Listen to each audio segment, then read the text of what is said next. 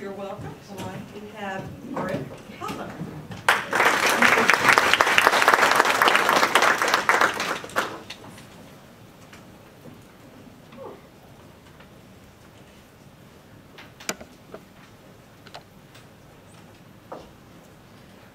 It was the great T.S. Eliot who once noted that this is the way the world ends. Not with a bang, but a whimper. But that's not always true. Because sometimes our world can end with a bang and a whimper.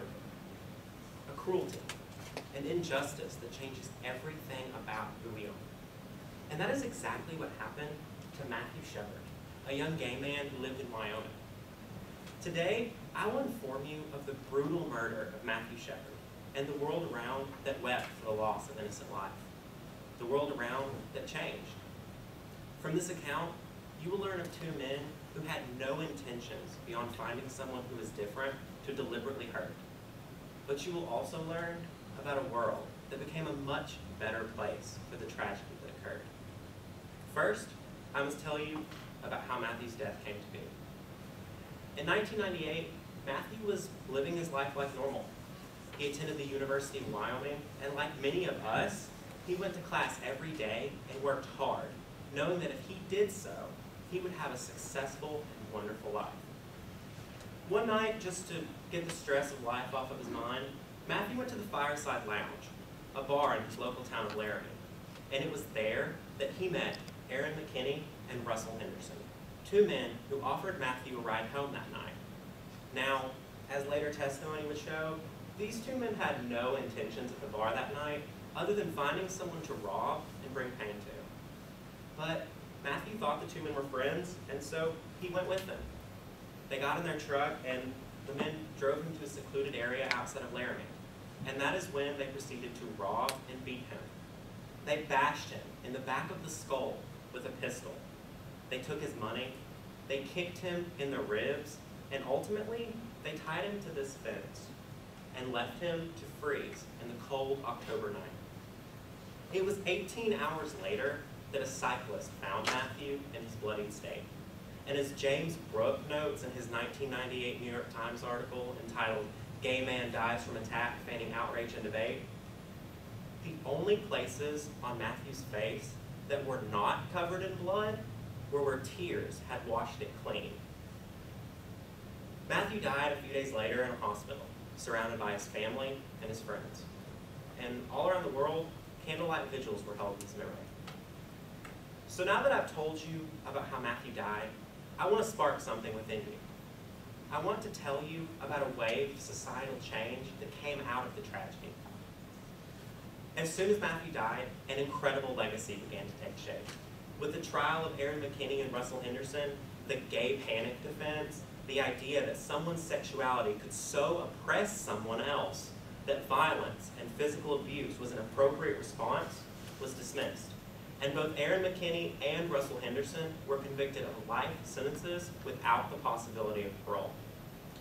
Organizations such as the Human Rights Campaign began to travel the country, and they worked incredibly hard to spread messages of positivity and love following this tragedy. A play written about Matthew's death entitled The Laramie Project was written, and also began to travel all around the country to bring positivity in the wake of such death and destruction. Judy Shepard, Matthew's mother, also began an extensive campaign to spread love after her son's death. As she notes in her 2009 book, The Meaning of Matthew, My Son's Murder in Laramie and the World Transformed, her biggest priority was to establish hate crime legislation at the federal level. That way nothing like what happened to Matthew could ever happen to somebody else. However, she notes that it was a very rigorous journey from the get-go. George W. Bush had vowed that if a piece of legislation like what she wanted ever crossed his desk, he would veto it without a second thought.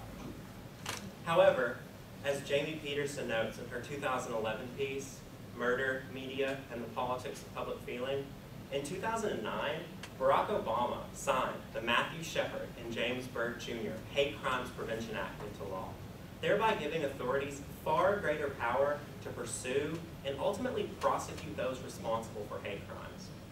So, it's very evident that a mark of 10 years was a mark of incredible progress following Matthew's death.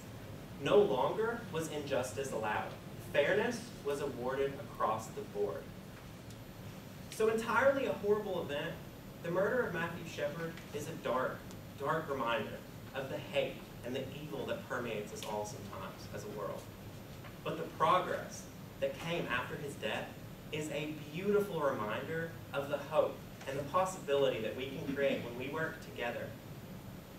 So today I informed you about the murder of an innocent college student, someone who was robbed, tricked, beaten, and ultimately left to die.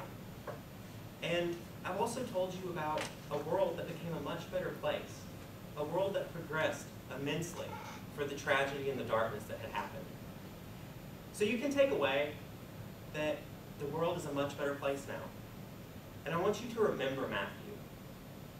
Every time you look around and you see somebody being bullied because they're different, I want you to remember him. When you turn on the TV and you see someone who is beaten up, robbed, or tricked just because they're different, remember Matthew. It was again T.S. Eliot who noted that what we call the beginning is often in fact the end. And to make an end is to make a beginning. Truly, the end is where we start from. Thank you.